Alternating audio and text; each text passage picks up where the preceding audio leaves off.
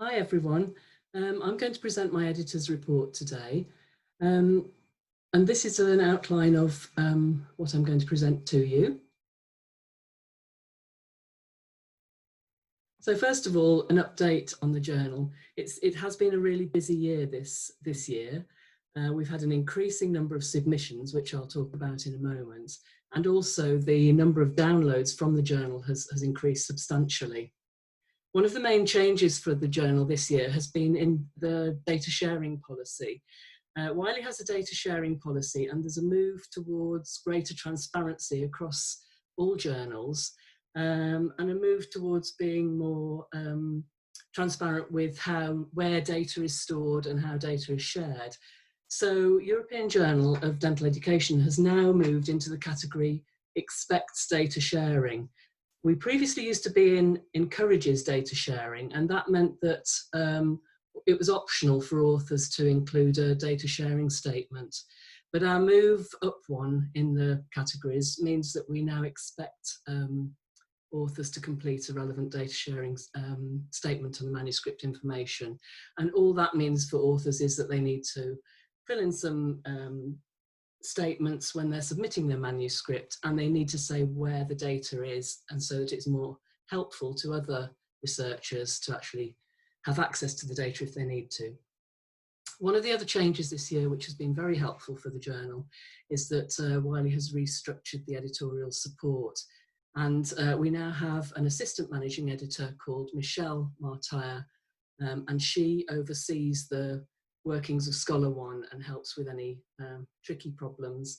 And we also have a new editorial assistant who is Rashini. I mentioned that submissions are rising, and this little chart shows the number of submissions that we had in the year January to December 2019 compared with the submissions we've had so far this year. And you can see there's been an 18% rise, and particularly the summer months have had a high number of submissions. It seems as if it's associated with the COVID pandemic. Authors seem to have more time to submit their papers, and we'll wait to see whether that increasing trend continues for the rest of the year.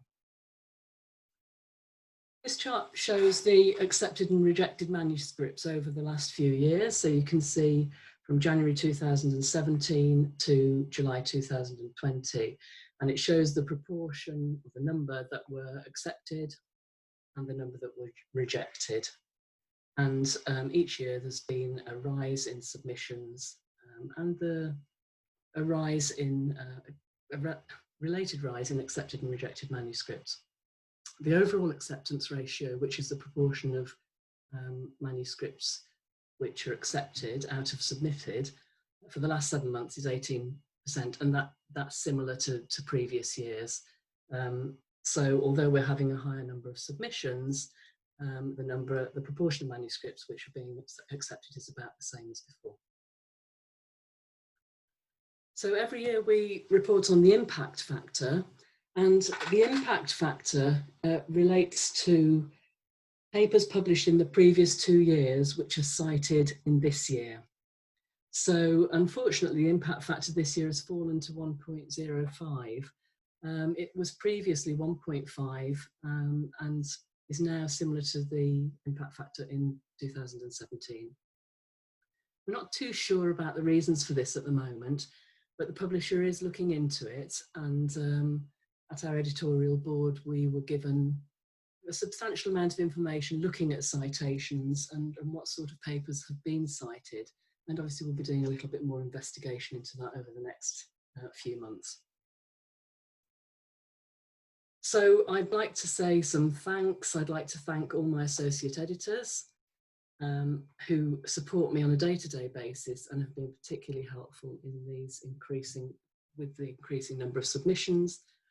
The editorial board also play a part in helping to review manuscripts and encouraging authors to submit papers. And of course, the huge support team at Wiley under leadership of me back.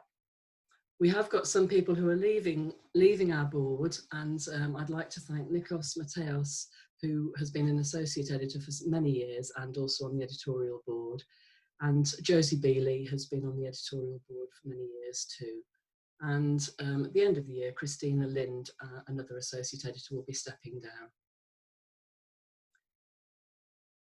I am stepping down also from my position as editor-in-chief at the end of December, and I'm very pleased that Ronald Goethe has been appointed as a new editor-in-chief, and he will take over at the beginning of January next year. We're working very closely together, and over the next few months, Ronald will be shadowing some of the work that I do and will be included in some of the correspondence, maybe to some of you about your papers. So I'd like to say thank you to everybody for their support as editor. I've seen a lot of changes in the journal, the structure at Wiley, an increasing number of submissions, but I've enjoyed the post, and I've also learned a lot. So thank you very much.